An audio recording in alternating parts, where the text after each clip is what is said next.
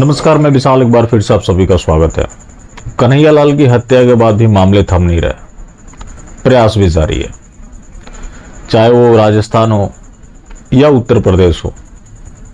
मैंने पहले भी कहा था कि यह मामला सरकारों का नहीं है, और जब आप सरकार की बात करेंगे तो चाहे वो किसी की भी सरकार हो, सारी जिहाद संरक्षक है। मैं दोनों सरकारों की बात करूंगा और आज मैं गहलोत की तारीफ भी करूंगा। मास्टर स्ट्रोकवादी जुमला जिहादी, ये जो मर्जी करे, लेकिन जो सच है वो सच है। अब जो कन्हैयालाल जी की नृशंस हत्या हुई, आप सभी को पता है कि पहले उन्हें गिरफ्तार किया गया था, जमानत मिल गई, बाद में उनकी हत्या हो गई। लेकिन धमकी सिर्फ कन्हैयालाल को ही नहीं मिल रही थी, धमकी अन्य लोगों को भी मिल रही थी। उनमें एक नाम है नितिन जैन, जो कि टायर कारोबारी है, जो अपना दुकान बंद कर गायब है। पहली बार उनकी रेकी 9 जून को हुई, जिसमें 3 लोग उनको ढूंढने आए थे। उनकी दुकान से 100 मीटर दूर उनकी बाइक खड़ी थी। फिर 15 जून को 4 लोग उनका रेकी करने आए, जो कि वहां नहीं मिले। अभी वो लापता बताया जा रहा है। उन्हें भी पहले नुपुर शर्मा की पोस्ट की वजह से गिरफ्तार किया गया था। उनकी रेकी हो रही है और वो गायब है। एक और उदयपुर का ही मामला है, उनका नाम स्पष्ट नहीं हो पाया, लेकिन उनके साथ भी यही पैटर्न है। उन्हें भी गिरफ्तार किया गया था, उनकी जान को भी खतरा है। अब आप इस देश में अफजल गुरु का समर्थन करते हैं तो आपको प्रशासनिक रूप से कोई खतरा नहीं है, सामाजिक रूप से कोई खतरा नहीं है। लेकिन नुपुर शर्मा का आप समर्थन करते हैं तो आपको कानूनन भी खतरा है और सामाजिक तौर पर भी खतरा है, जो कि आपने कन्हैयालाल के मामले में देखा। अब यहां अगर आईटी सेलियों की भाषा में बोले तो राजस्थान में लोगों ने कांग्रेस को वोट किया है, जिसका परिणाम वो लोग भुगत रहे हैं। लेकिन नुपुर शर्मा को समर्थन करने की वजह से एफआईआर की शुरुआत कहां से हुई? जम्मू के किश्तवाड़ से। जम्मू कश्मीर आज केंद्र शासित प्रदेश है, किसके कंट्रोल में? वहां पुलिस ने लोगों को इंस्ट्रक्शन दिया कि सोशल मीडिया तो दूर की बात है, आप आपस में बात करते हुए भी नुपुर शर्मा का समर्थन करते हैं तो आपके खिलाफ एफआईआर दर्ज किया जाएगा। तो इसकी शुरुआत तो राष्ट्रवादी लोगों ने की थी। अब बात जब जम्मू कश्मीर की हो रही है तो जम्मू कश्मीर के बीजेपी के प्रदेश अध्यक्ष रविंद्र रैना, जिनका अब ये वीडियो वायरल हो रहा है, इस वीडियो को मैंने पहले भी आपके साथ शेयर किया हुआ है। और मुल्क का जो बादशाह होता है उसके साथ वफादारी होनी चाहिए। ये नबी रहमत ने हमें इसको फरमाया है, और इसलिए मैं बोलता हूँ जो नबी साहब का फरमान है उसको हमने अमल में लाना है। और ये जो बाकी लोग हैं, ये गुंडागर्दी गुंडागर्दी नहीं चलेगी, जो नबी का नहीं वो हमारा अब जो नबी का नहीं वो इनका नहीं, तो जो नबी का है वो राम का नहीं, और जो राम का नहीं वो मेरे किसी काम का नहीं। अब मास्टर स्ट्रोकवादी चाहते हैं कि ऐसी गतिविधियों को भी डिफेंड किया जाए। अब अटैक हर जगह हो रहा है, चाहे वो बीजेपी शासित राज्य हो या किसी अन्य की भी सरकार हो। आज बीजेपी के लोगों को हिंदुओं की मौत के ऊपर निंदा करने में भी शर्म आने लगी है। अब हाल की घटनाओं की आप देख ले, हरसा की घटना की निंदा वहां के सीएम ने की थी, क्योंकि उसके लिए आक्रोश ज्यादा था। मुंबई हरसा के घर गए थे? नहीं गए थे। हिमाचल में प्राची राणा की गला काटकर हत्या की गई, जयराम ठाकुर उनके घर गए थे? नहीं गए थे। किशन भारवाड़ की हत्या गुजरात में हुई, क्या वहां के मुख्यमंत्री ने निंदा की? नहीं की। किशन भारवाड़ के घर गए? नहीं गए। लेकिन अशोक गहलोत पहले ऐसे मुख्यमंत्री हैं जो जिहादी अटैक के मृतक व्यक्ति के घर गए, वरना कौन सा ऐसा मुख्यमंत्री गया? अब तो भाजपाइयों को पूरी तरह से शर्म आने लगी है। एक जगह थोक में वोट लेना हो, वहां ये लोग सिर्फ हिंदू हैं, बाकी कुछ होता है तो होता है। इन्हें हिंदुओं के मुद्दे पर बोलने में शर्म आने लगी है। और मास्टर स्ट्रोकवादियों को यहां पर देखें कि वो इनकी संवैधानिक मजबूरी है, बाकी अन्य जहां मामले हो वो इनकी संवैधानिक मजबूरी नहीं रह जाती। लेकिन हिंदुओं से जुड़े हुए जो मामले हों वहां चुप रहना इनकी संवैधानिक मजबूरी है। तो दूसरा मामला है यूपी का। यूपी में भी 2 लोगों को धमकी मिली है। एक है कुमार ललित सिंह, कोई टीचर थे रायबरेली में। इन्होंने भी नुपुर शर्मा का समर्थन किया था और इनको लगातार जान से मारने की धमकी मिल रही है, जिसकी वजह से इन्होंने पढ़ाना बंद कर दिया और इन्होंने यूपी पुलिस से गुहार लगाई है। पुलिस ने भी सुन ली। यूपी पुलिस बेहतर काम करती है, इसमें किसी को कोई शक नहीं होना चाहिए। ये सच्चाई है और सच्चाई को तो स्वीकार किया ही जाना चाहिए। पुलिस का इनको जवाब आया कि आप जाकर लिखित शिकायत दर्ज कराएं।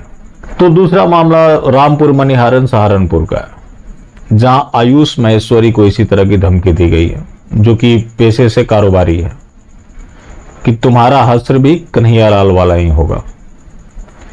अब जब कन्हैयालाल की हत्या हुई, उसके बाद नोएडा में आसिफ ने जश्न मनाया कि बहुत अच्छा किया मेरे भाई, उन हत्यारों के लिए लिखा। पुलिस ने उन्हें गिरफ्तार कर लिया और गिरफ्तार करने के बाद आज यही स्थिति में आ गया।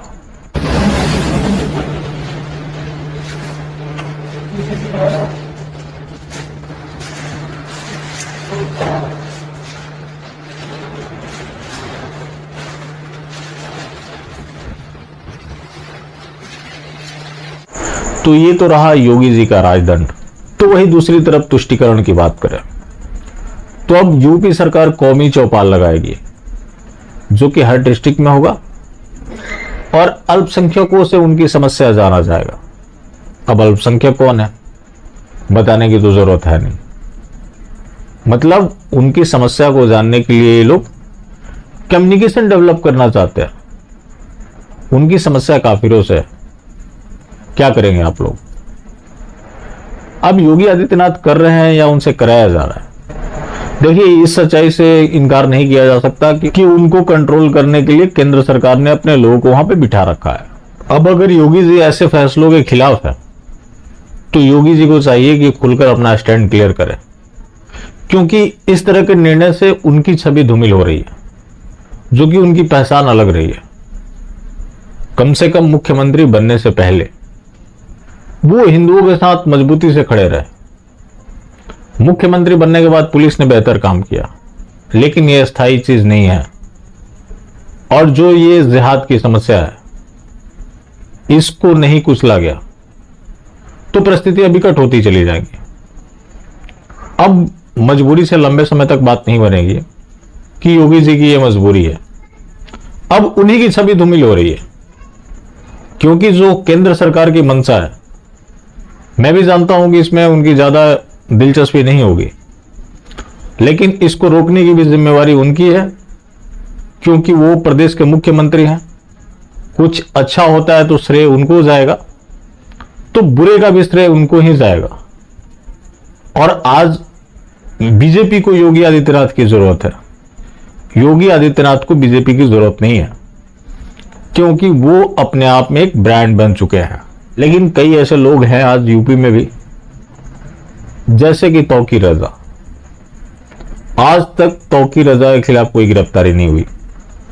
जब बात यूपी की है तो मैं आपको बता दूं, आप हिंदू हैं तो आज आपको प्रदर्शन करने का कोई अधिकार नहीं रह गया। बाकी सुल्ले खुलेआम धमकी देते हैं, प्रदर्शन करते हैं। जैसे तौकीर रजा का ही मामला आप उठाकर देख लीजिए। तो यूपी सरकार ने पहले भी जो तुष्टीकरण किए हैं उसके बारे में मैंने बात किया, लेकिन अब ये कौमी चौपाल लगवाना, उनके लिए जो योजनाएं हैं उसका प्रचार प्रसार करना, तो वो सरकार खर्च कर रही है लोगों को बचाने के लिए। तो सरकार योजना चलाए तो ठीक, प्रचार कराए तो भी ठीक। मैं तो सरकार का फ्री में प्रचार कर रहा हूं। मैं कौन सा काम कर रहा हूं? मैं तो मोदी के तुष्टीकरण का ही प्रचार प्रसार करता हूं। रही बात योगी या अन्य कोई, तो वो मेरे लिए उतना मायने नहीं है, क्योंकि जब बात डबल इंजन की है, अगला इंजन ही गलत दिशा में जा रहा है तो पिछला इंजन भी उसी दिशा में जाएगा। तो राज्य सरकार के मामले में कंडीशनल है, लेकिन असली समस्या की जड़ केंद्र में है। यूपी में राजदंड भी है, तुष्टीकरण भी चल रहा है, लेकिन जो ये राजदंड का खेल है कब तक है? जब तक योगी जी सीएम है। पिछली बार 325 सीट थे, इस बार क्यों 272 पे आ गए, तो ये आंकड़ा धीरे धीरे कम होता जाएगा। और इस तरह की जो परिस्थिति है देखिए कोई गंभीर नहीं है। ये डेमोक्रेसी नंबर से चलती है और नंबर के मामले की आप बात करेंगे तो कहीं भी सरकार गंभीर नहीं है। तो इस तरह की स्थिति बनी रही तो अब भारत में मात्र 2 अगले चुनाव होने वाले हैं। रही बात जो अवैध घुसपैठ है, उसको लेकर भी केंद्र सरकार गंभीर नहीं है।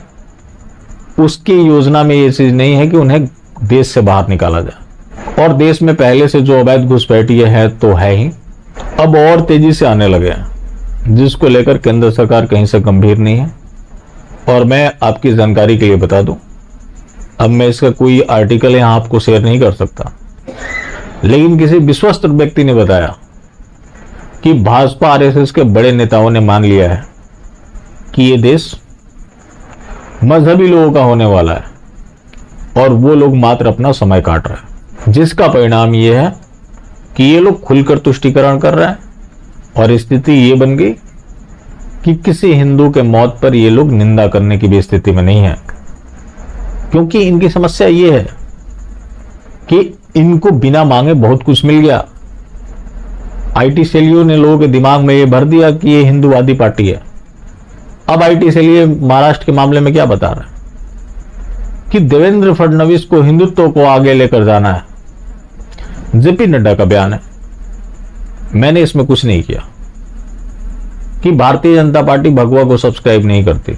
मोदी जी का बयान है कि जो हिंदू मुसलमानों से नफरत करता है वो हिंदू नहीं है।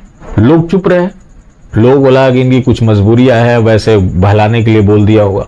परिणाम यह रहा कि उस भगवा पार्टी ने भगवा को ही हटा दिया। अब जो इनका अधिवेशन हुआ था, जिसके बारे में कई बार चर्चा कर चुका हूं, ये दिल्ली का है। देखिए यहां से भगवा गायब है, भगवा की जगह ब्लू और व्हाइट हो गया, तो ये धीरे धीरे हरा हो जाएगा। लेकिन इन लोगों ने भगवा को छोड़ दिया, भगवा को मानने वालों को छोड़ दिया। भगवा के मानने वालों की हत्या पर ये लोग मौन रहते हैं, तमाम योजनाएं चलाते हैं, उसके बावजूद भी ये लोग बड़े वाले हिंदूवादी हैं। आज ये जो तमाम घटनाएं हो रही है, ये तुष्टीकरण का जो बीज बोया गया था उसका अब पौधा निकल गया है। कोई जो मर्जी बोले, ये सिर्फ लोगों को डराने की कवायद है। बाकी जिंदा रहें तो फिर मिलेंगे, और मिलते रहेंगे तो जिंदा रहेंगे। मिलना जुलना जारी रखें, लेकिन हाँ, मास्टर स्ट्रोकवादी बिल्कुल भी ना हो।